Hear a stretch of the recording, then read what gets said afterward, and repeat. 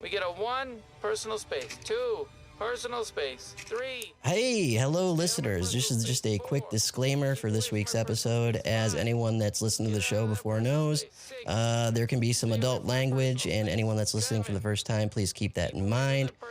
We tend to be ourselves and not filter, so occasionally a bad word might come out. If you have any children in the room, please put on some headphones or have them put on some headphones. Thank you.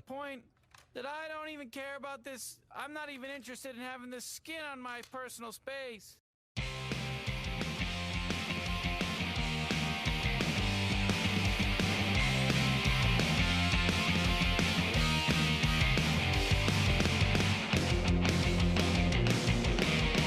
You're listening to the IDP Guys with Sean, John, and Nathan, the Wizards of Fantasy Football. Your go-to source for the individual defensive player strategy. And now, 3 guys who could only make an NFL team on Madden. All right, welcome back to the IDP Guys. This is episode 117. My name is Nathan. I'm joined today with Sean and Johnny. How's it going, guys? I think I'm Cake. Johnny, you are Cake. Like the band. But for everyone out there, you can see us on video today. We're on YouTube. I'm on vacation, so we're doing everything remotely. So sound quality is a little bit lesser than expected, but we're gonna make it through this. And then when I come back from vacation, we're setting up our new studio. So we're gonna have I'll have some cool new toys to play with. Guys, we're going to make it through this. Maybe, hopefully. We shall see. But with that, the opening question this week is, who is your favorite IDP player and why? Sean, you want to go? Oh, boy, man. I have a few. Let's go with Buda Baker, because Buda Baker is... I'm not saying he's my favorite value right now or anything like that, but he's one of my favorite players coming out of college. I was one of the biggest believers in him. I think I was one of like 3 dudes that I had talked to in the draft community that had a first round grade on him. So Buda Baker succeeding in the league and being a top safety was so awesome. Like, I felt really good about that, especially the Buda Baker over Jabril Peppers pick. That felt really good to me, and I'm always going to love Buda Baker. Cool. What about past? Who is like your first favorite? First favorite? Yeah. Oh, man. I'm new to IDP, so I honestly don't have an answer to that. All right. I'd have to think about it. All right. Well, ponder it. So, alrighty. So mine's obvious. It's Tremaine Edmonds. It would basically be whoever's living and breathing in the Bills' middle linebacker spot for the last decade. And past would be Antoine Winfield Sr. Yes. Yeah. We've said this a million times, but I was just kind of slacking on the opening question this week, so that's what we went with. I was really hoping you gave me a long enough pause that I could just call that out. Nice. Yeah, so I would say my favorite IDP player right now, I want to say Roquan Smith. As a Lions fan, I shouldn't like any Bears, but there's just something about the Bears defense, and with him there, it just kind of, it's always exciting to watch. He's always making amazing plays, and he's a solid stud in your linebacker core. So I like Roquan, and if I were to go with the past, I'd go Paul Posluszny. Oh, Ooh. Paul P. The neck. The neck. Thick neck. Yeah. I'm honestly surprised you didn't go Tracy Walker or Trey Flowers or Cliff Averill or Jared Davis or DeAndre Levy. Levy. He was actually good though, out of all those guys, except for the ending. Levy was sweet. It's still a mystery what happened there. It's still a nightmare, but But yeah, Levy was a great player. I love that guy.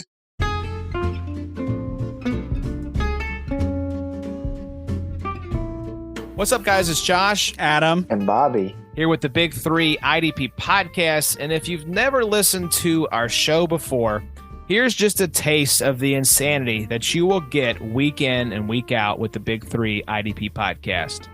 Skunks are so cute. We just ate White Castle at like 10:45 at night. I tell you, one I liked about it a little bit more was Jeffrey Simmons. Ooh, did you say a Bartman, like Steve Bartman? I don't like Bartman in Chicago this year. He's going to catch too many foul balls. You know it's all about getting real and getting down to business and getting down to the facts. Slide 'em in, slide 'em out. It's right. So, if you would like more of the shenanigans that you just heard in these little snippets, be sure to subscribe to the Big Three IDP podcast wherever you get your podcast adding. Listeners are guaranteed to have a good time. Hey, you can't afford not to do this, baby. That's right, baby.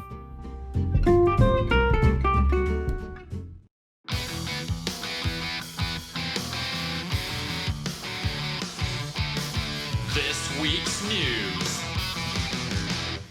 Alrighty, so a lot of news and notes, surprisingly. We only took a couple weeks off, but things are starting to heat up a little bit. The biggest being, obviously, Jamal Adams to the Seahawks for Bradley McDougall. Ooh. 2 first-round picks and I believe a third, and don't they send a fourth or something like that? It's Bradley McDougall, 2 firsts and a fourth or 2 firsts and a third. No, sorry, it's Jamal Adams and a fourth for Bradley McDougall, 2 firsts and a third, I think. Okay. Is what it is. Right, because I remember they swapped a pick too. So obviously the entire IDP Twitterverse is going nuts over this. Me and Sean talked about it a little bit yesterday. I mean, good for him. He went to a contender. He's got a chance to win a title now, which is great. But overall value, I think, decreases quite a bit. Well, not quite a bit, a little bit. He's still a DB1. He's still a safety one. But he's not the safety one. Just Right. because he made a splash doesn't mean that it's better value and better production. That's not how this works. I was looking at this, and offensive ranks last year. Me and Sean talked about this, so no spoiling it. Nate, where do you think Seattle ranked in rushing last year, overall in the league? Rushing last year, I want to say 12 to 24. Fourth. Oh, okay. Okay. Yeah, they crushed it. They crushed it. So, and Yeah. they have 2 minutes better time of possession on average than the Jets. And yeah, okay, Darnold was out a good chunk of the year. I get that. But, you also got to factor in the competition for tackles with KJ Wright and Bobby Wagner. I think that evens that out a little bit. You're talking an exponentially better offense that's going to be on the field more often, less defensive snaps, a Hall of Famer in front of him, and another really, really good linebacker with KJ Wright. This is not an ideal situation for his IDP production. So I'm not a huge fan. Also, who pays 2 firsts for a safety that's not Ed Reed or Troy Polamalu? And even then, Yeah. I don't think I'm paying 2 firsts for that. What did you guys think of this? I mean, it was more than 2 firsts, though. Right. It was like 2 firsts and your current safety. Yeah. The deal was not good. For IDP, it was not good, but it wasn't terrible. So it's not as bad as some people are making it. It's not as good as a lot of people are making it. It's fine. A safety 6 range. So not what's- not like 6th safety on your roster, but like the safety 6. Yeah. I Yeah. think that's reasonable. Yep. The safety 4. I think that's reasonable. But not one. Safety 1, probably not happening. If it happened, it wouldn't shock me. But it's not likely. Okay, so question from last week. We're going to be covering this later, but with this news, Derwin James, Jamal Adams. Derwin James. And by how much? How many players between Derwin James and Jamal Adams? For 2. me, 2? so Yeah. you're saying like Derwin James, safety 1, and Jamal Adams, safety 4 or 5. 4? 4, 5. Okay. Yeah. Yeah, I think 2 is probably reasonable. And I think the 2 between them are probably randos. They're Right. probably not the guys we think. They're probably guys that just show up, put up numbers in the right situation, and that's the end of it. Yep. So, yeah, I still think Jamal Adams and Derwin James are on par talent-wise. I probably would put Jamal Adams a little above Derwin James talent-wise. But situation for me dictates that he's losing a little value. And so, despite the fact I've been a Jamal Adams truther through this whole process, I take Derwin James here. Right. So, no, go ahead. Well, I was going to say the second question here is we're talking about Jamal Adams. What about Bradley McDougall going into that, I don't know, pretty prime spot there in Jets? It's a mess. I don't know who's going to come out of that looking good. No? There's 3 guys in 2 spots. So we're talking Ashton Davis, Bradley McDougall, and Marcus May? Yeah. Yeah, so the thing is a lot of people have assumed that Ashton Davis gets a bump here. And he might, and he should. I think Ashton Davis is super talented. He was one of my favorite safeties in this class. I think I gave him a second-round grade. But Ashton Davis is not a strong safety. And Marcus May is not a strong safety. So you look at it, and Bradley McDougall might step into like a sneaky good situation where you have 2 really good free safeties and nobody that can play the strong safety position. So I don't know. For me, Bradley McDougall, I think, wins here. I like that situation for him. And Ashton Davis wins a little bit because I think they're going to play more 3 safety because they don't have the true roles and all that stuff. But I don't think it's definitive by any means. Well, I like what Joey said, too. Do you really think they're going to re-sign McDougall or May? When, you know what I mean? Like, going forward? I don't know, but Davis is in the best spot. I love Marcus May, so I'm just a sucker, and I think in a rookie draft, if you're staring at Ashton Davis, what Joey was saying in the IDP update, in the later rounds, and getting that value, I think it's definitely a hammer it in, because even if he splits time this year, going forward, he could be that guy. And then with Bradley McDougall, you're looking at he was a late round guy anyways in a lot of the ADP in the startup drafts, even though he had a good year last year. He might also be another decent late round grab, depending on where the hype lands with all of this movement. If people are really kind of hyping Ashton Davis, maybe Bradley McDougall sneaks by. You might be able to get a decent trade in on him. Man, I have a league. I have several leagues, actually, 2 of them, where I had to drop Ashton Davis because of roster size and all that. So I did. And then literally the day afterward, this trade goes down and Joey scooped up Ashton Davis on waivers. And he has been texting me nonstop about it. And Well, did you remind him how easy it is to get safeties in IDP? I did not, because my pride is still pretty hurt from dropping somebody that is going to become relevant the following day. Yeah, that's unfortunate. Two other real quick things I put down here. So from Seattle's point of view, giving away the 2 first, the strongest argument I've seen from Seahawks fans is that they suck at first round picks. We would screw that up anyway, which is the dumbest thing I've ever heard. Also, 2021 free agent safeties. Guess who, Sean? Who? Buda Baker.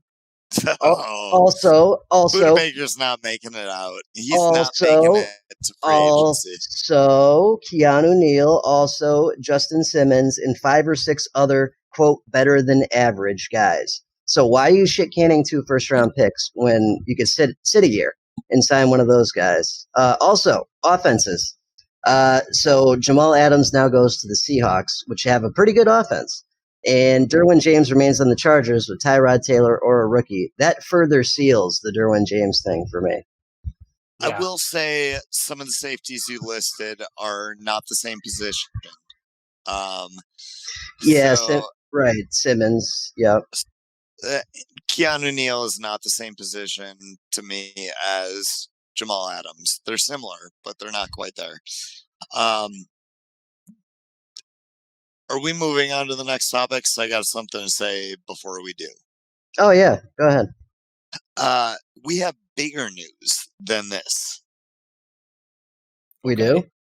We do. So, the Washington football team? No, COVID. Yeah.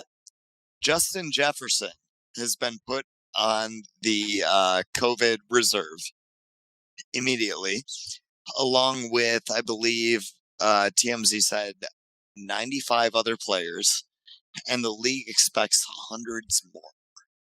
Mm-hmm. I got the Jefferson. Happen. I didn't know the other part. That's not great. No, it's not great. So, to me, that is not hopeful for us having a full season this year. If we do, what that tells me is that if you're a commissioner of a league, max out your IR spots. That needs to happen yesterday. I put out a whole league-wide mandate across all my leagues tonight about maxing out your IR spots, but this shit's coming. So we have no idea whether we're going to get a full season, but if we do, it's not going to be a normal season. Max out your IR spots, improve the number of roster spots you have available, figure it out. Mm-hmm. And so what was I harping on all last year in regards to modern fantasy football? I have no idea. IR slots. Lots of things. That essentially there's injury, injuries go so far up. Yeah, and paying attention, right? Yeah. This is going to be the ultimate pay attention year. Yep. If you don't pay attention, you're toast. It doesn't matter how good you draft, what rankings you use, what website you're reading, even ours. I love ours, but if you're not paying attention this year, you're toast. It's that simple. Mm-hmm. Well, I think we're going to be covering this later on with a very interesting person's question in the listener questions. Is it a very interesting question or a very interesting person's question? Both. God damn it's the name. It's the username. That guy, isn't it? No, he's. I'd tell you. Well, I wouldn't tell you if he's back. I'd just surprise you with it. That's what that is what I'd do. But no, he's not back. But yeah, no, Sean's got a good point. It's going to be a really weird year if you don't stay on top of everything from commissioner down. You're toast. I set up. Sorry, go ahead. No, I was just going to say I looked at my home league yesterday to renew it because I do a yearly airlock for anyone that was inactive and get new blood in there. And Yahoo has a max of 30 slots period on redraft, which is not great. If you do full IDP and Superflex, that leaves you with 9 bench slots, and you cannot add IR spots. Yahoo, fix that. That's not great. Yeah. You can't even play on Yahoo this year, basically. Here's the other question. Here's the other COVID question. Would you rather these players be put on the IR and in these situations now or halfway through the season? So Justin Jefferson, for example, maybe he'll miss some of training camp, come back in mid to late August, be ready to go for the year. But what if he gets it again? That's the thing. Zeke's going to get it twice. Zeke's going to get it 3 times. He's an idiot. That's going to happen. But we don't know if that's true. If you can get it again. There's a lot of information that's, you can get it again, whether it's likely or not, or reasonable or not for it to happen is up in the air. But you can get it again. And if you can get it again, Zeke's getting it 5 times. Yes. True. I thought Ewoks were immune. Not this one. As it turns out, Ewoks are very susceptible to it. Yeah. Gotcha. So that's fun. That's great news. And then with the Marlins stuff, like that's just a preview of coming attractions. You know, like Dude, that's the Marlin stuff is the most concerning thing. What is the Marlin stuff? Okay, well, so it took a day for 14 players to test positive and infect possibly an entire other team in baseball. right, Oh. here's the worst part though. 4 of their team members tested positive, and they didn't play them, but then they played the game while the rest of the team was waiting for tests. So basically, it was like, okay, so we know our guys have tested positive. We still want to play this game, so we're going to play it. And then we're going to find out the next day that 14 guys test positive. So what this tells me is that these teams, they don't give a fuck about this. They're going to try and win the games, and then they're going to test positive afterward, and then it's going to screw everything up. So in the NFL, where you have less games, you got to believe that if, like, Zeke and Dak test positive, let's not even say Zeke and Dak. Let's say kicker punter for Dallas test positive. They're going to be like, okay, we'll start the backups. Everybody else is getting tested. We're still playing the game. And then 3 days later, we're going to find out that basically all these guys are positive. And Right. then they're going to have to forfeit 4 games. Well, and then the other team will be positive too because they had played the game while they were infectious. Like, And Yeah. that's exactly what we're dealing with Philly, right? Yep. Yeah, that is exactly what we're dealing with. Yeah. It's So. almost as if the league needs to elongate the season and put a break week between each game. That's not a bad idea, actually. Play a week, take a week off. Play a week, take a week off. Yes. It would help. absolutely- It would help. Right. It would help. The problem is that you're still going to have dudes like, what's his name from 76ers that faked, Went to the strip club, Yeah, went to the strip club, and left you're the still going bubble. to have dudes that are going out and being irresponsible. They're not going to tell anybody, and then they're going to infect their team. And let's say they infect their team 4 days before the game. Team's infected, test results haven't come in, and then they spread it to the next team. Yeah, it's not good. And I think we're totally toast on college, by the way. Did you see Michigan State's entire team is quarantined 14 days? Oh no! I'm not kidding. Wow. No, I know. Leave it to Michigan. Yep, unbelievable. That's where I'm vacation right now. Yeah. So Just don't make out with any Michigan State players. there you go. No plans as of yet. Yeah. All right, See so what that happens. happened. That was fun. This is going to be a great season. Can't wait. Okay, on to better news. Patrick Mahomes signs a 10-year deal worth a load of money. Good for him. Yeah, it's all backloaded and bonuses because I run a salary cap league where we choose some players and go off of their salary, base salary. Mhm. And his base salary for this year is $1 million after the signing. Right. So the reason that is that when you sign an extension, it tags on to the end of the deal you have already. So he still has the rookie deal. So he's still getting paid what he's getting paid on the rookie deal, which is the whatever $1 million. And the new extension extends from the old one. So Right. his salary number is still pretty cheap for this year and next year. Mm-hmm. So essentially, they've got some time before they're in to the cap issues that plague teams like Dallas or And I think they're betting on the cap going up too. Like True. obviously. But whatever. That's a good investment. I think is the point. That's a solid investment. I mean, I think Oh, yeah. I think in 3 years, Mahomes is going to be a value quarterback. Where you're going to be sitting there looking at his contract like, shit, this dude is way cheaper than he should be. And that'll happen in 3 years, and he's got 10 on it. Right. Right. No, it was a good call on their part. The more surprising part of this is our next piece of news. They had enough money left over to sign Chris Jones to an extension. Yeah. As it turns out, the salary cap is a myth. And doesn't exist. You can make everything happen.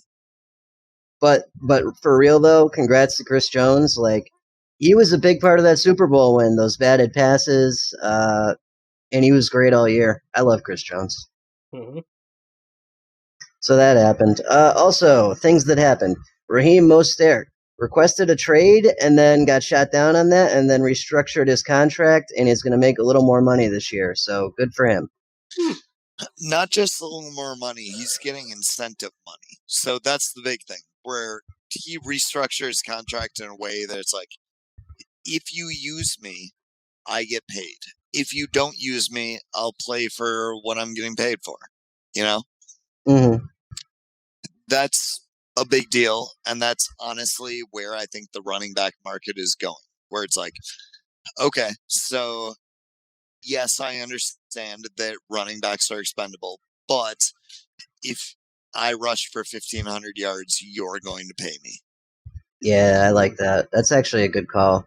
Yeah. Right. So this to me was like a way more important contract than what it's getting credit for, because I think it sets that precedent. Nice. But yeah, no, that was good stuff. We'll touch on this very, very, very briefly. The Redskins are going to change their name. Okay, Kelvin Harmon tore his ACL. Backlash and fallout. What do we got? Sean, that's you. You tell us. Before you do that, I will step back to the Washington football team real quick. Dude, if they changed their name to the Washington Sentinels from the Replacements featuring Keanu Reeves, they're my new team. Like, that's all it takes. Honestly, so I like the name change. I like Washington football team.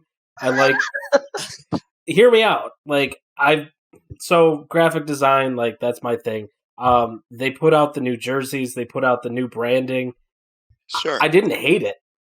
It was, It's a money grab. It's a temporary money grab. It is. And I get that, but if they kept it, so much, it does think it's so much a money grab as the publicity deal, where it's like, okay, we need to change it now, but we can't commit to anything because this dude in Delaware has bought the rights to all of the football names that we wanted. So we're just going to change it to the football team and figure it out after that. But so there was a story online on Twitter. This guy said that he had just sold the rights through GoDaddy for WashingtonFootball.com. Oh. The day before the team changed their name. Wow. Yep. And everybody saw the Vegas odds and they bought all that up. And Washington should have been way smarter than that, but they weren't. And here we are. But I am going to be so pumped if we get the Keanu Reeves Replacements Washington team as the actual Washington team. I am going to become a lifelong fan of that. Okay, all right. So if that happens and you become a Redskins fan, which team is more likely to win a Super Bowl in the next decade? Fan. Whatever. Sentinels fan. And it's definitely the Sentinels, because the Lions are not winning a Super Bowl before I die. Wow. Okay. There we go. Dude, I was playing 2K earlier, and it was like, oh yeah, Timberwolves, one of 3 teams or whatever it is to never win a championship. It's like, yeah, this is my life. No team I root for ever wins a championship. I don't get to see that. That's unfortunate. I got to see the Pistons. Yeah. I got to see the Pistons at the prime of my football watch or basketball watching period win two championships. Nice. Sean, Kelvin Harmon. I don't know anything about this guy. What's going on there? Oh man, Kelvin Harmon is somebody that was the biggest draft snub for me of that draft class. Like, actually, the biggest draft snub. There was nobody with a bigger grade difference or round difference between where I had them and where they got drafted. And then he balled out last year for what he was doing, and I was super pumped. And then he tears his ACL, and I have no idea what his future is. And that's super frustrating to me because he played really well, he showed really well, but he doesn't have the draft capital that he's necessarily guaranteed a second chance. So it's entirely possible that he just doesn't get that and he's done. And this is the end of it. And we saw a flash and we never see the next part of his career, and that sucks. All right. That's unfortunate. Okay. Derrick Henry and Myles Garrett. Both, they did sign the deals, right? I saw the Schefter tweets, but I didn't actually follow up on this. Yep. They Okay. signed him. Myles Garrett, that's a stellar deal. Derrick Henry, stupid idea. Right. Also, why did you draft Darrington Evans in the third round if you're going to sign your running back to a long-term deal? If you're going to sign your running back to a long-term deal that's going to cost a lot of money, draft your running backs in a later round. Makes no sense to me. That team building perspective makes no sense. Yeah, not ideal. But yep, that happened. Okay, 0 preseason games was offered and accepted, but we already know that we're not getting preseason. Michael Bennett has retired. This actually, I mean, I liked him for IDP. He's had value before in several places. Sure. I never really liked his skill set or liked him as a player, so I was never really attached to him. I get it. He wasn't my thing. So. Gotcha.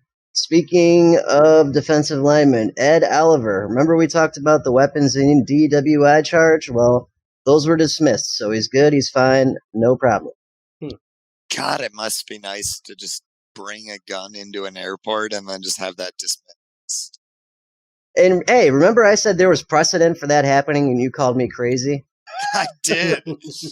Because I thought there was some sort of, rules in this country, but no. then I remembered it doesn't apply to other people. And I say this like loving Ed Oliver as a player. Like, he was top 5 for me in that draft class. But like, man, you brought a gun to an airport and nothing happened. Must be nice. Oh yeah. Yep. Yeah. It happens. Alrighty. To anybody else. Well, no. Nowadays. Yes, it does. It happens less now, but if you read Boys Will Be Boys, there are many examples of NFL players getting away with a lot worse than that. So, if you're just talking about a gun in the airport, my grandfather picked me up from the airport in, 2000?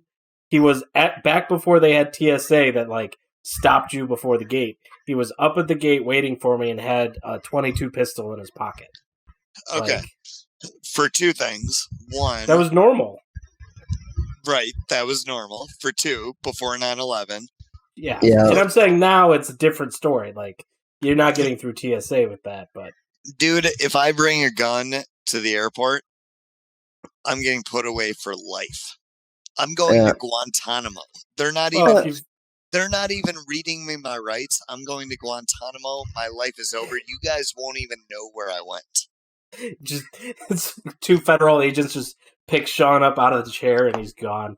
I mean, if you got a concealed carry, I'm sure you can carry up to the TSA. I don't know anything about the situation. And no, also, they found it. They found it. Can. Yeah. Right. Also, okay. I don't think you. Yeah. Okay. Go ahead. Yeah, no. I've got a far more important question. At TSA, did they check your asshole, Nate? Did they check your ass out? That South Park episode? Yeah. Alrighty. Moving on. Dalvin Cook tells Mike Zimmer that he will be at camp on time. Looks like Sean is taking a small break, so I'll cover this for a minute. That's good. He threatened to hold out, and he's not holding out. Hang on, here he is. So Dalvin Cook tells Mike Zimmer he'll be at camp on time. Good news, right? No, he did not. So what are you talking about? I read that on NFL.com. Zimmer said it. I'm sure he did. Super weird story. So, Mike Zimmer said that Dalvin Cook said that. Dalvin Cook's agent said that they've had no contact. So what? Nobody really. Right. So nobody really knows what's going on. It's really, really bizarre. But the fact is that Dalvin Cook has no leverage under the new CBA. You cannot hold out and make money. So I don't even know why people are threatening holdout under the new CBA. It, like, just by my reading it, which could be entirely wrong, it really seems like no players have any power. I think that considering training camp hasn't happened, it's a little it's tomorrow. It starts tomorrow. Yeah. So until like people are reporting, it could be anything. It's Schrodinger's cat right now. So like he can say something, the agent can say something else. What we'll find out is when it actually happens. Sorry, I burped. This beer is very burpy. So what do you got there? If it's not, yeah. What is that? Shorts Brewing Company. It's from out in Michigan, Traverse area. It's a shandy pink lemonade. Hit them up. Let's get a. Actually, I don't even want any sort of sponsorship from a shandy pink lemonade, to be honest. It's not that good, but I was running it up here. And it's not a show unless Nate's gassy, so that's par for the course. Yeah. Alrighty. One of my favorite memories on any of these podcasts was me telling Nate, you have no idea what you're doing when we go to a power hour. Nate saying, what do you think I've never drank before? And then me betting everybody whether or not he makes it 20 minutes, and then him going and puking at 18 minutes. No, it was 30, and I did it at 26. Fair enough. All right, on with the news. Jesus, alrighty. Laurent Duvernay-Tardif opts out due to coronavirus, but he's a doctor, so it makes sense, and everyone was kind of twisting this the wrong way. Who is dude? That? Dude, he's the Chiefs offensive line. Yeah. Oh, gotcha. Everybody, you're gonna have to bleep that, but screw everybody on this news story, because this man is literally not leaving because he's afraid of COVID. He's leaving so that he can go help against COVID.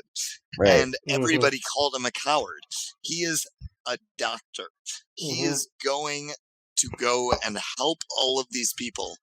And he's foregoing his, like, way better contract with the NFL than what he's making as a doctor to help people. And everyone's out there complaining about him. It's just like, man. How amazing is that, though? You're a doctor and an offensive lineman. Yeah. Well, the Steelers' backup quarterback is a rocket scientist and a backup quarterback, so it happens. No, the Dobbs guy from Tennessee. Duck Dodgers or whatever. Hodges. Did you know? Not Hodges. The guy from Tennessee. Josh Dobbs. I'll look it up. Yeah, Dobbs. Josh Dobbs. Did you know that Ryan Fitzpatrick went to Harvard? Yes. No, never heard that. Never heard. Did you know that Matt Patricia was a rocket scientist? Apparently that doesn't help in the NFL. No. It really doesn't. But no, for real, this guy, he should be commended, and all of the hatred towards him is insane misplaced and stupid, and everyone can go screw themselves. Yeah, no, there's a lot of that going around. We're a stupid country in general. In the end, really are. This is a sport, and real life always takes precedence. As much as like we want to see our teams do well, I would love to see this whole COVID thing to just go away. So, all power to the doctors, whether they're on a football team or not. Yeah, Go away like magic. Yeah. Well, no, I'm saying like just be done. Like people are healed. We're past it. We can heal as a country. The listeners will get the joke. Next Yeah, news. I got it. Alex Smith cleared for football activities. That's good news. That's why. Yeah. Yeah. There's no way he plays ever again, right? I don't know. Think about it though. Like if he came all the way back and even played like a preseason game or some backup snaps, like that's still a miraculous story and something that I could see him striving for. What else would be lighting the fire of rehab under him after something like that? So, question here: have we covered the whole Washington? Not the change of the name, but the Gase stuff. Like the fact that because of the betting and they pulled out what's his face? What was the running back? They pulled off the field. Geis. You're talking about Geis. Yeah, they pulled Geis off the field because of some issue. They were banging the same girl. It wasn't Geis. It was another running back. But yes, that's out there. The reason Alex Smith got injured. Yes, right. He missed the block because they put the backup in. Yeah, I remember reading that. Yeah, that was fucking crazy. Sorry, there's another one. I haven't heard any of this. Who was the running back? It's in the story, the big story that dropped, Washington Post or whatever. They say that the coach or one of the someone in the running back were banging the same chick, and so the coach got pissed and pulled him. In that pass play, the blitz pickup was the running back. The backup missed it. Alex Smith shattered his leg. Yeah. Those things happened, bing, bang, boom, right in a row. I read that article. I totally missed it. It's in there. That's wild. Yeah. God, so Washington sucks. What a show. But anyway, all power to Alex Smith. I hope he does well and at least gets. Yeah. At the very least, like the thing is like you look at Detroit Lions, right? Dan Orlovsky, not a good quarterback. Mm-hmm. Sorry, Dan, if you're listening. But regular listener. Hear from him all the time. Dan follows me on Twitter. Dan's a good dude. I've with him. But not a good quarterback, but really smart guy. And so he stayed in the quarterback room for years, not because he was a good backup to Matthew Stafford, but because he could watch the film, he could analyze, he could watch the field and tell Stafford what's going on. Alex Smith, I don't think he's ever going to play again, but he has that value. Like, definitely has that value. He's a smart guy. So he can go into the coach, become a coach, or go into the announcer booth. I mean, even just sitting on the sideline with the quarterback, with the tablet, and just being like, yo, this is what you're looking at. Mm-hmm. Check this out. This is what you did wrong. Here's what you should do. All that stuff is valuable. You need smart guys in your... Oh, it absolutely is. I just wonder, so what you're saying, if he stays on the field, not as a coach, as a backup quarterback, then you're talking about a guy who can't actually be a backup quarterback if Dwayne Haskins go down. So we don't know that's where I see he's got a shelf life, just like Dan Orlovsky. Dan Orlovsky put up 2 years behind Stafford, helping him out and everything.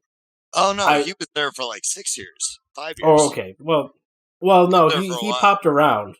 He was in Houston for a little while, and then finally landed in Detroit for a couple years there. I don't remember Houston. I remember Indianapolis, but I know that he was in 2 Detroit. or 3 teams. He was in Detroit for a few years, for sure. Yeah. Absolutely. And Alex Smith could do that, and probably come in for, what's a backup really going to do? Maybe get you a drive. If your quarterback's really messed up, like the chance of them actually winning the game is going to be probably slim. Think of Matthew Stafford going down. We're not winning off the back of Jake Rudock or who else is there. I don't even know. David Blau. He got one game in, didn't he? Didn't he get one win last year? I thought he got more than one win? Yeah, probably a one win. And yeah, because I remember that first game, he was, I think because no one was expecting him and he came out guns blazing, he had that like 45-yard touchdown throw like at the beginning. I don't even think that was the game he won. That was against Chicago on Thanksgiving. Oh, that might be what I'm thinking of. But either way, like your backup quarterback, you'd be lucky to win a game with. But they have to be able to suit up and go out there. So I think Alex Smith can, Hashtag Nick Foles.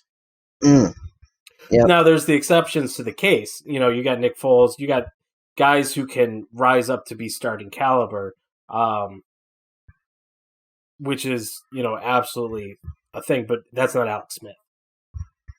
I think Alex Smith could be that, but I guess I agree to disagree. I mean, it'd be great. I'd love to see that redemption story, but at his age, at where the NFL is, like, where does he go and start?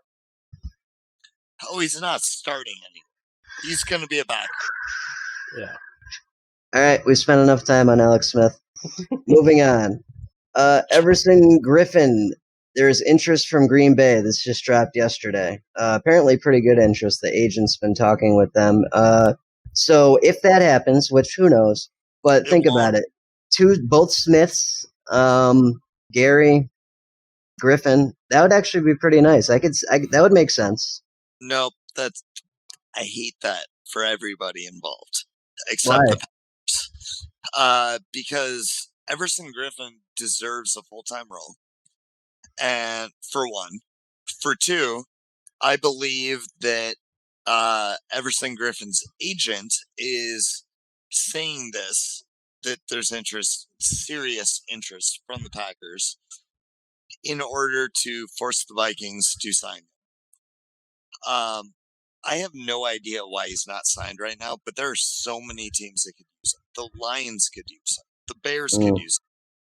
Everybody could use him except for the Packers. It makes no sense. So I think this is fake. I think this is one of those things where the agent circulates the news and just says, oh yeah, Packers are interested. And they're just trying to get the Vikings to be like, oh, well, we don't want a rival to get them, so we're going to... Well, I think that checks out. I mean, tomorrow starts training camp, so now's the time to start getting your players signed. And if you're an agent, you're going to be, trying to do whatever you can to make that happen. Yep. I think real football-wise, it makes sense. IDP, it would suck.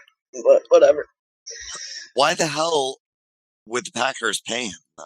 Like, what are the Packers going to pay him that's worth it? Because, if the Packers pay him $5 million, let's say that, because paying your third defensive end more than that does make a whole lot of sense. So let's say they pay him $5 million. There are so many teams in the NFL that should pay him $5 million to play for them. Mm-hmm. All right. Well, hey, it's just the story, man. It was news, so I wrote it down. I just disagree with it. Okay. Cool. All right. Moving on. So that's pretty much it for NFL news. We do have some notes, though. The 2021 Autism Speaks IDP Guys Tournament registration is open. Nate, where can we find that? Go to idpguys.org. At the top, there's a big banner that says register for 2021. Takes you in, simple form. Put in your email, answer a couple questions, and you're in. You're in the running for a spot next year. Beautiful. Yep. That's pretty much that. MyFantasyFootballShirt.com is your place to get top quality fantasy football gear. Get yourself some merch from some of your favorite podcasts. Need some custom shirts for your league? Contact us today. Just go to MyFantasyFootballShirt.com.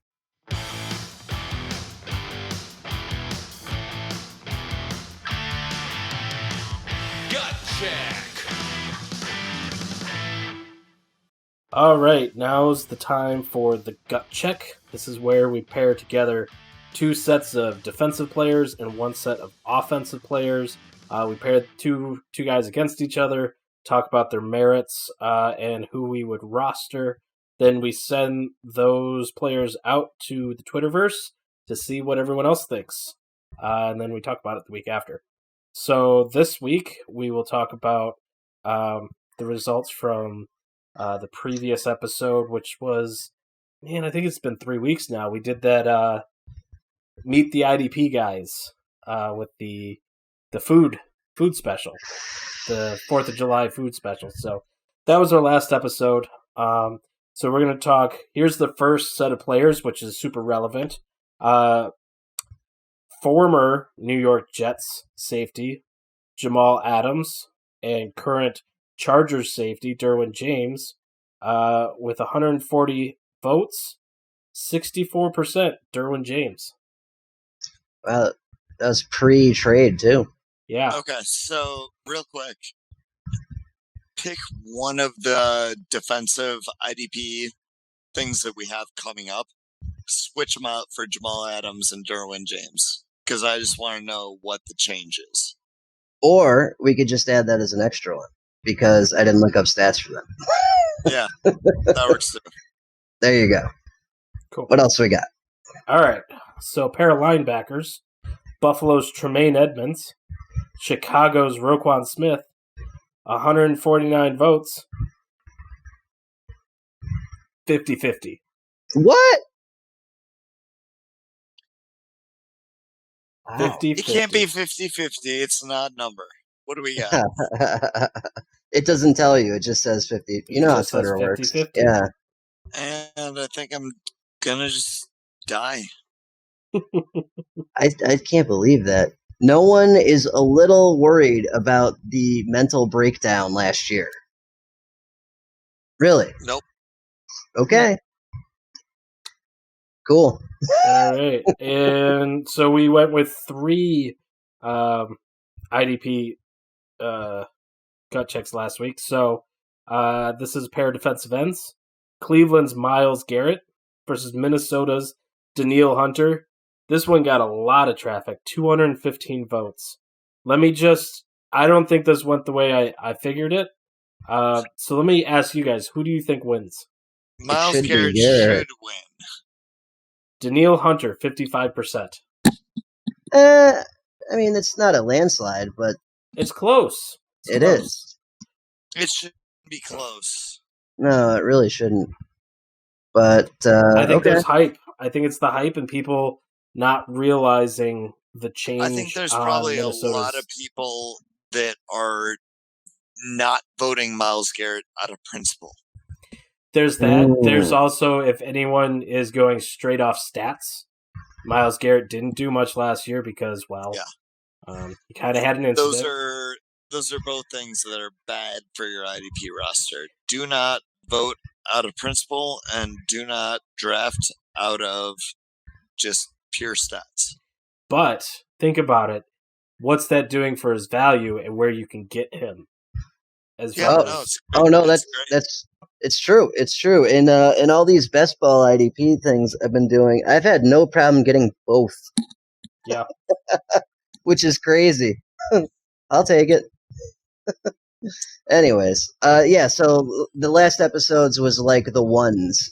This episode is a little more the traditional guys that are just close and who would you rather take. Our offensive one this week is 2 wide receivers. Stephon Diggs, formerly of the Vikings, now of the Bills. Last year had 63 receptions, 1,130 receiving yards, 6 receiving touchdowns, 61 rushing yards, and 4 fumbles. Up against Jarvis Landry of the Browns, 83 receptions, 1,174 yards, 6 receiving touchdowns, 10 rushing yards, and 0 fumbles. And I actually think I want Jarvis Landry. Wow. Really? I know. So here's the thing. I want Jarvis Landry too, but I think it's going to be a landslide for Stephon Diggs. I don't know. I feel like his situation got worse though. Like, is no one going to see that? Like, it's the name. Stephon Diggs doesn't he go? He becomes the one, right? But it's in Buffalo. Josh Allen. Yeah. Yeah, I get that. I think that I take Jarvis Landry here, and I think that this poll goes 65% or higher on Stephon Diggs. No argument. So, I've been burned by Jarvis Landry way too much, and How? by my Oh, gut. you've been burned. Yeah, he had a great year last The year. most consistent fantasy football player to ever exist. Yeah, no, he had a really I'd love good to year. see detail on that, but I will. I will bring that. bring that.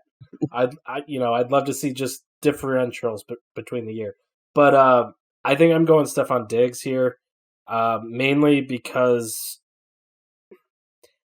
I trust him a little more.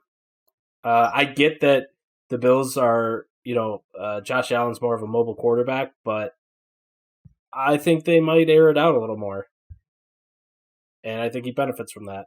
So what I don't like. All right. So first of all, I've gotten Diggs in a million places. I don't like about what you just said. No, but seriously though, I have Diggs in a lot of places because his price has dropped a little bit. I've noticed anyway. That I've seen. So he's like my wide receiver 3 in a lot of places, and that's beautiful. That's a great thing. That's a wide receiver that could win you the week as your wide receiver 3.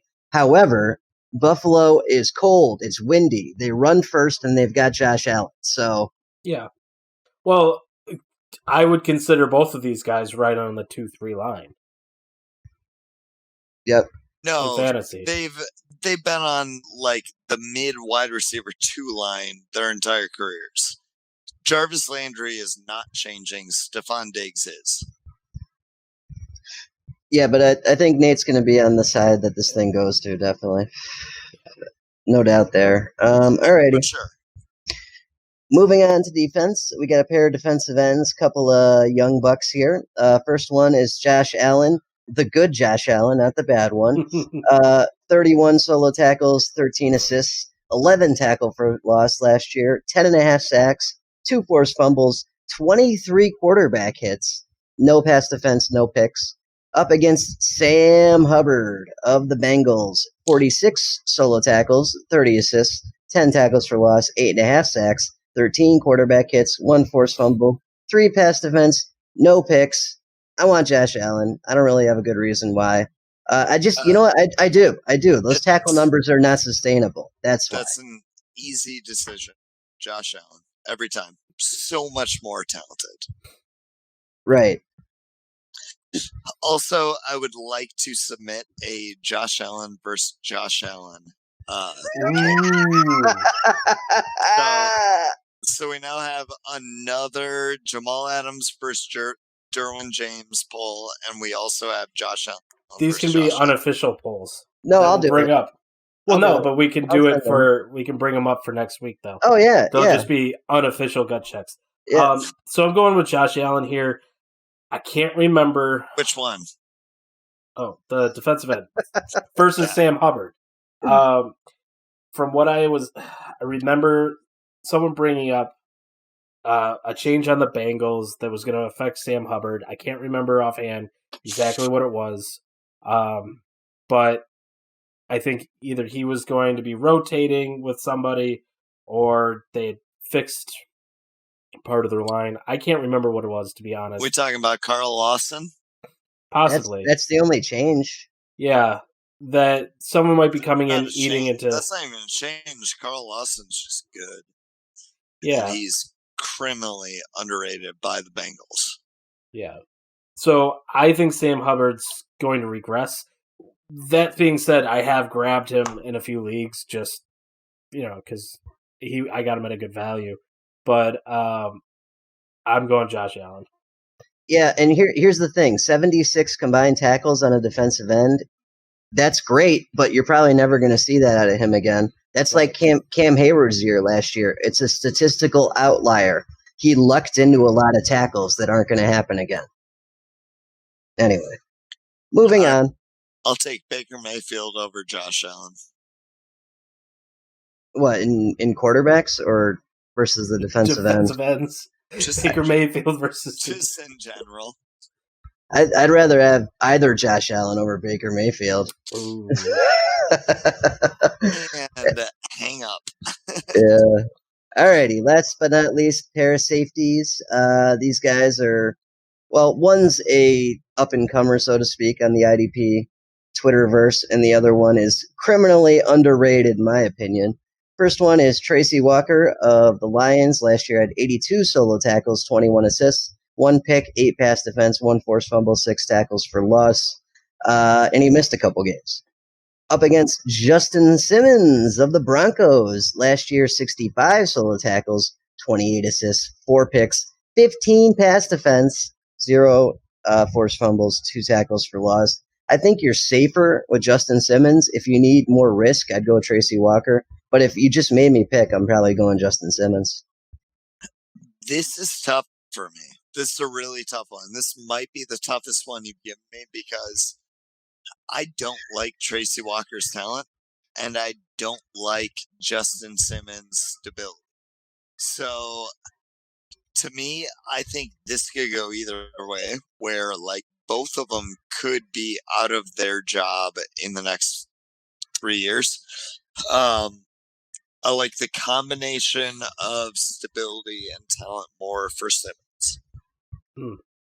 I would be curious to see the split with Tracy Walker from when Stafford was playing and when he wasn't playing, to get an idea of his consistency. It wouldn't be indicative just because he ramped up throughout the year and Stafford died halfway through the year. So He died. He just died. I think I'm going to go Tracy Walker on this one, though. Shocker. Just forgot. Yeah, I mean, I've got plenty of Tracy Walker. Don't get me wrong, but there's a chance that haven't you guys even said that there's some instability at the safety position in general on the Lions? Yeah, it's wild. I'm also surprised that Nate didn't take Marvin Jones here. I love Marvin Jones. That is a good deal. It really is. Why was your choice not Kenny Galladay?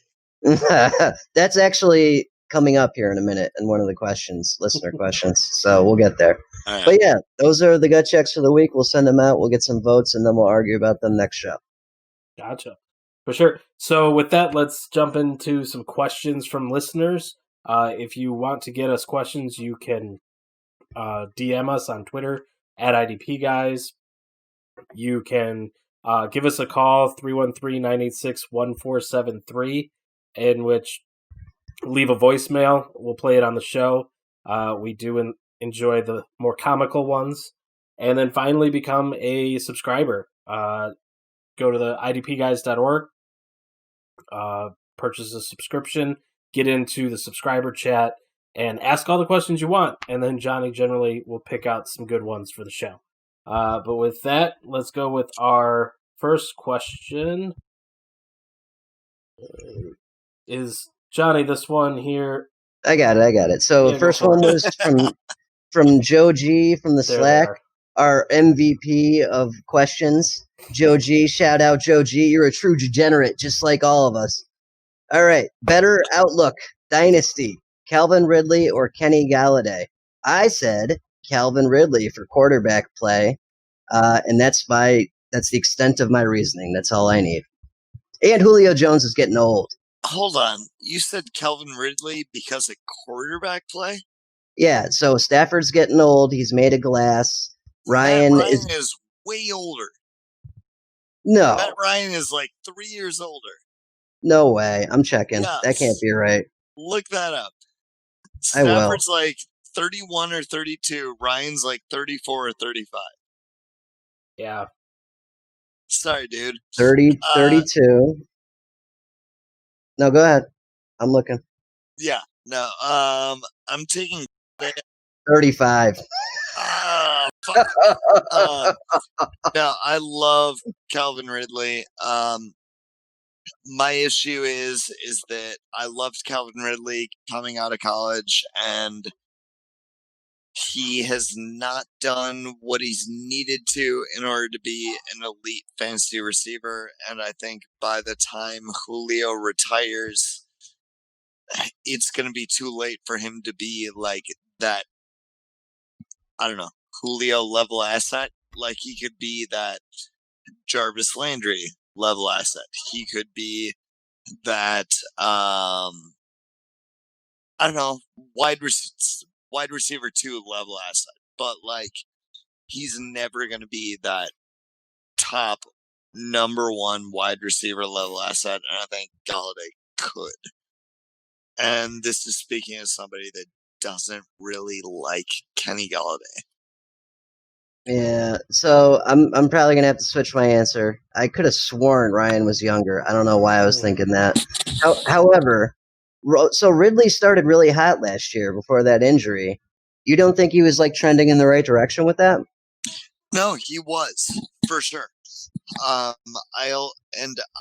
think Ridley is far more talented than Galladay as an overall wide receiver.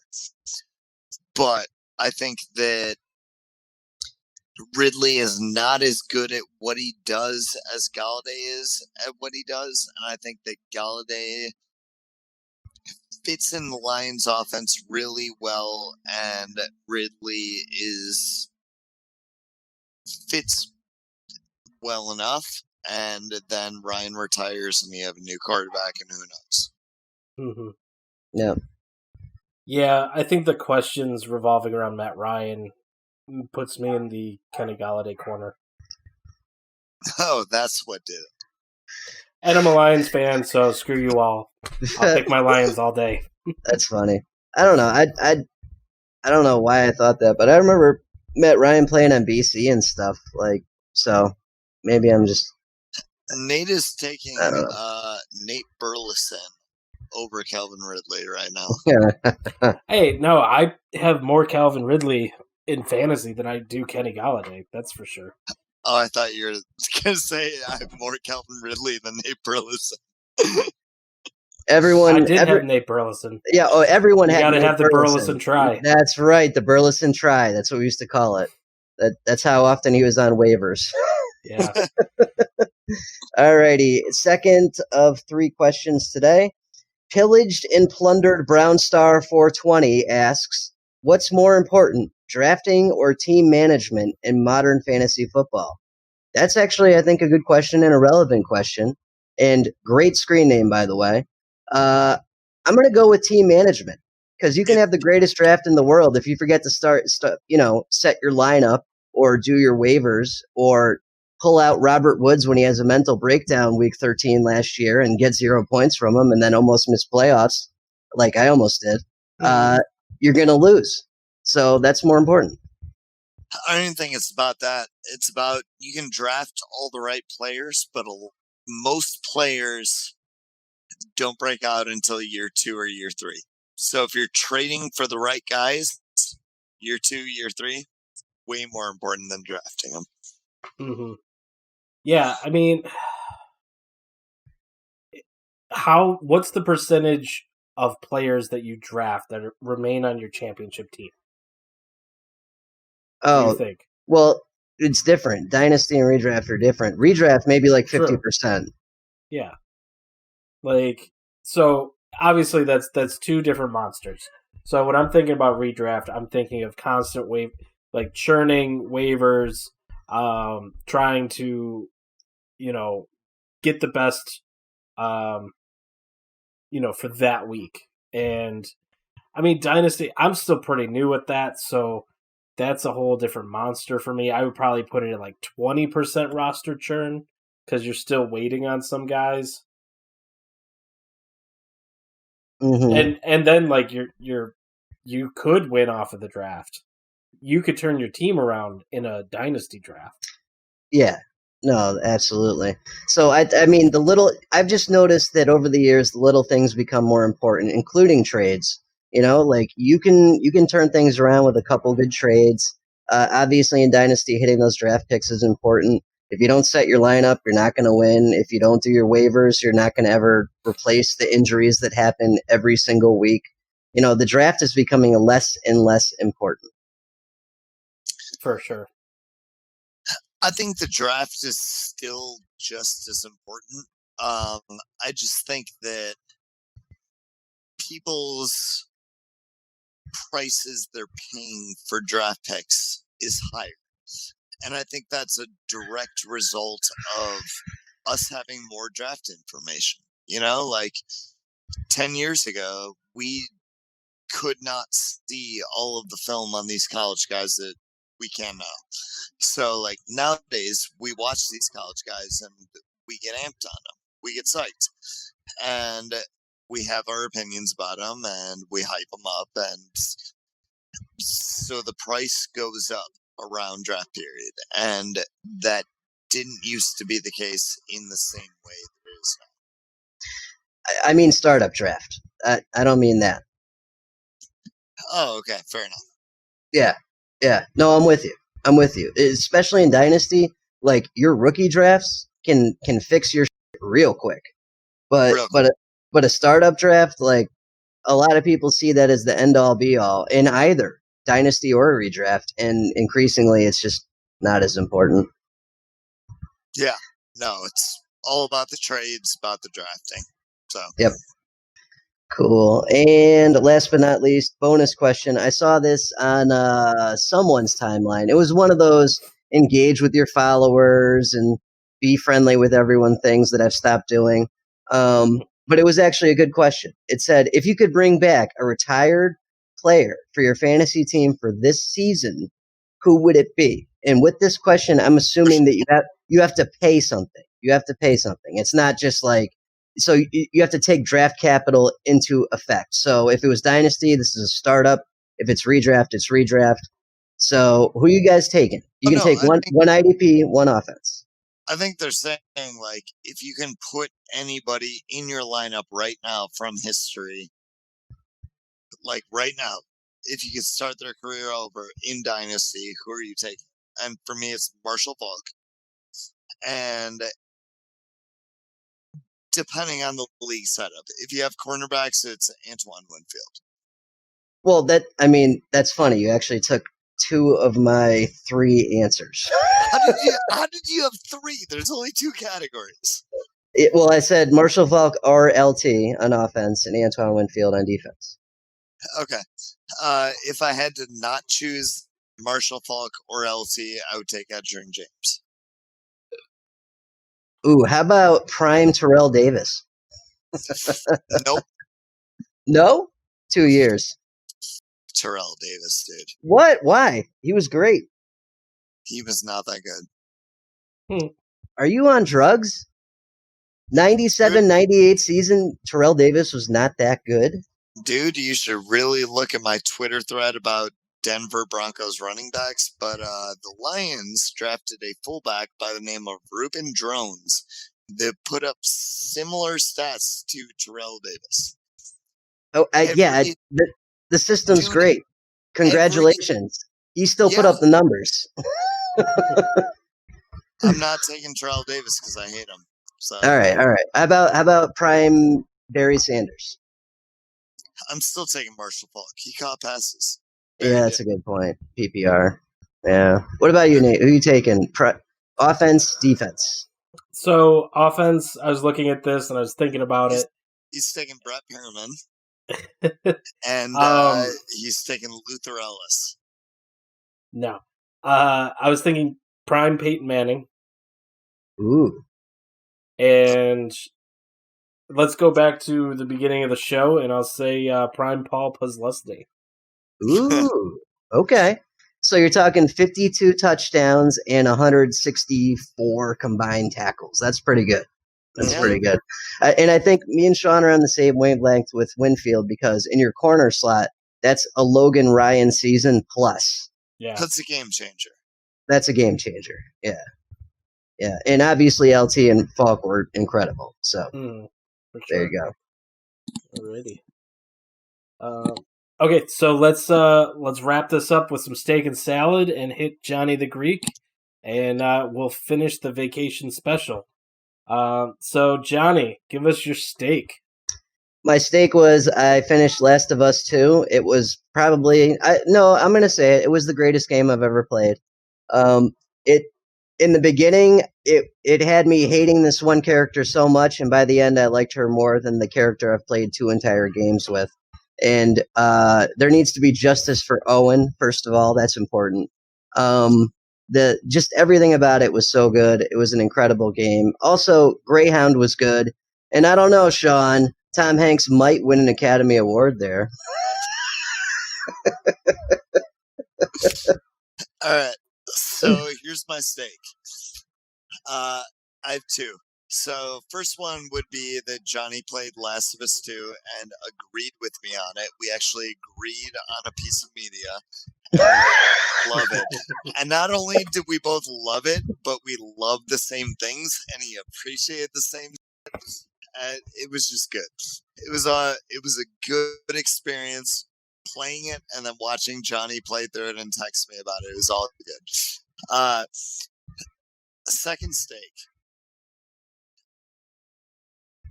Hear me out.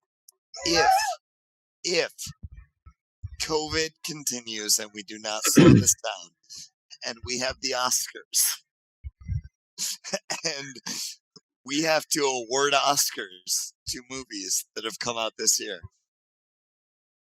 Sonic the Hedgehog might win an Oscar, and that is my steak. I actually agree. Sonic and the Hedgehog was a surprisingly good movie. I haven't seen it yet. It was terrible. I'm sorry, it was terrible. No, I thought it was pretty good. But it might be one of the best movies that came out this year. So right, there hasn't been much. But I'm just waiting to see Gladiator and The Departed and Sonic the Hedgehog. Well, Jim Carrey did a decent job. They changed the Sonic so it wasn't like Steve Buscemi blue.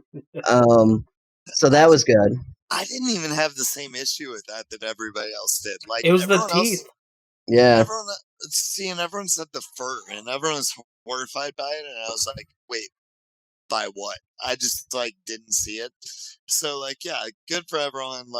You were offended and it got fixed. Sure, I didn't see it. It's fine. I don't care either way. And Nate, what's your salad? Steak. So my steak is that I've been on vacation and been enjoying going swimming in really great freshwater lakes and enjoying that before having to come back to the sweltering heat of Connecticut. And also, my Dungeons and Dragons character just leveled up and is now multi-classing, and I'm super excited to play Friday. Yeah, after Nate did his level best to get us all killed again last week. How many vacations have you been on in the last year? That's actually a good question. It's been a few. So over or under 3? Over. Okay. So this is the big one. Okay, I'm going to say this then. When do you think I had my last vacation where I didn't have to see family, I didn't have to do football business, I'm not going out to training camp, anything like that. No family, no football. Over or under 10 years? Just over. Jesus. 11 years. Yeah. Well, but so here's the thing. When you live away from your family, generally your trips are to see family. Am I right? Yeah. So that's what I'm doing. I'm out traversing Michigan, going family to family.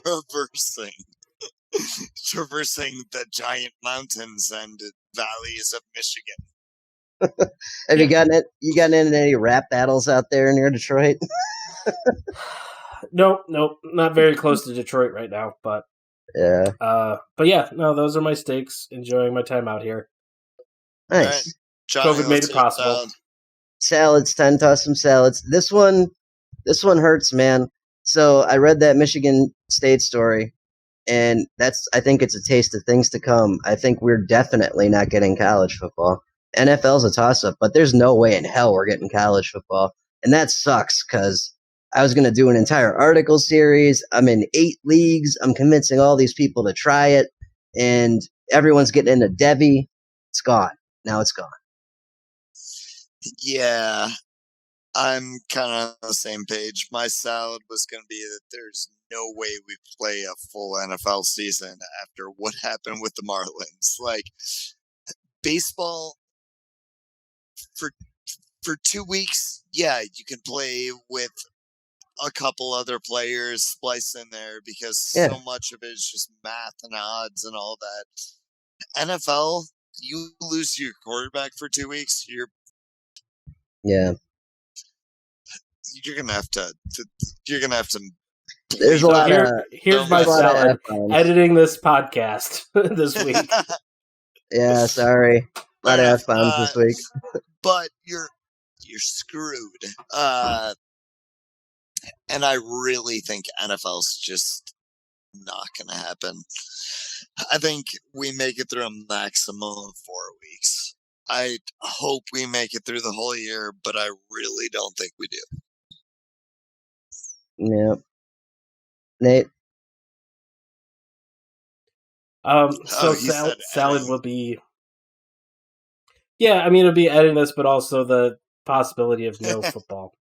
Okay. But that's really depressing. Sure is. The IDP Guys is your #1 resource for IDP information for your fantasy leagues. For as little as $1 a month, get access to all that we have to offer. Rankings, ADP trade calculator, in-season assets, and a Slack chat to get personal help all year round. Purchase today at idpguys.org.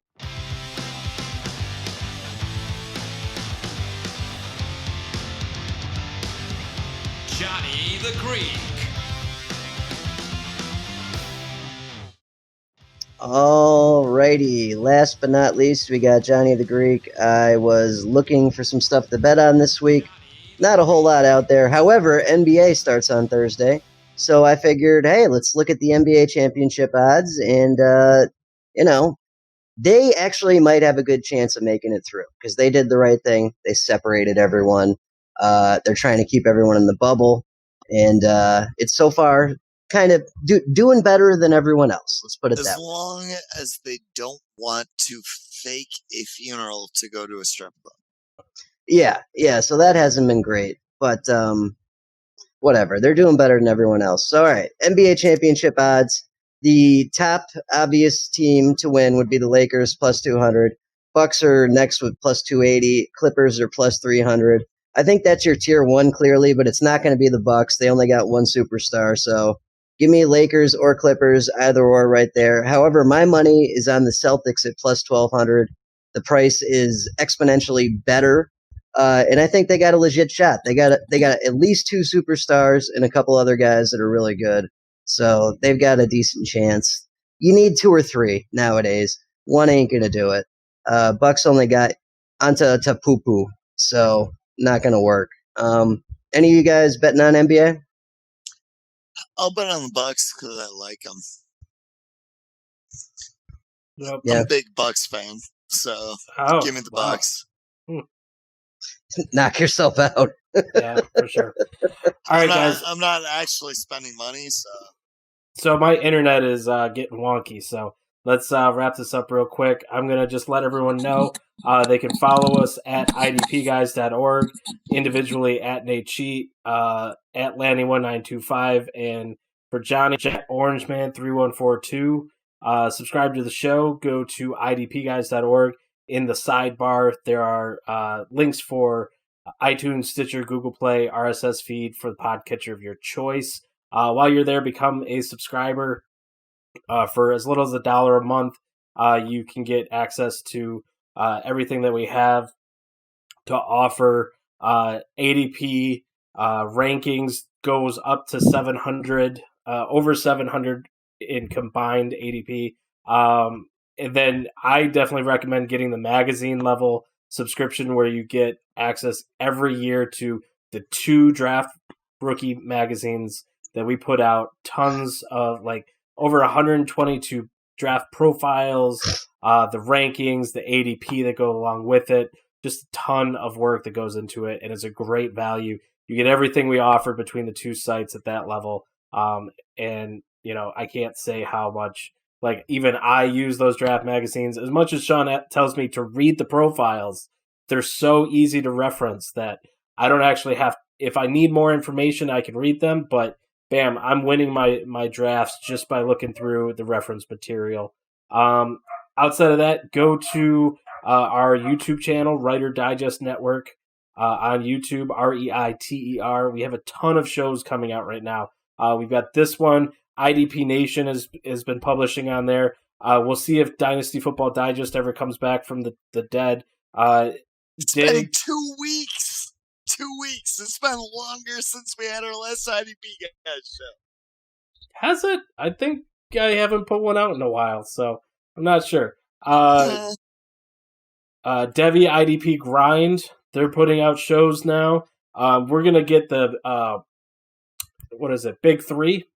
They're going to be publishing video content through our YouTube channel soon. So just a ton of great stuff. The IDP Lounge every Friday, a really good talk show that you can get your questions answered. Just a ton of content on YouTube. Joey's new show. Joey's new show, the IDP Update. I'm telling you, we're really pushing the YouTube right now. Got a lot of great shows, building that up. Make sure you subscribe. And then, go over to Dynasty Trade Calculator, sign up, and use their IDP offense combined calculator. We supply the data for that. It's a great tool. And with that, great show, guys. Glad to get this done. Is there something else I'm missing? Yes. Yeah. No, I got you first. You're going to say your last word, and you're going to cut me off, and I'm going to say something. It's going to get cut out of the show. So,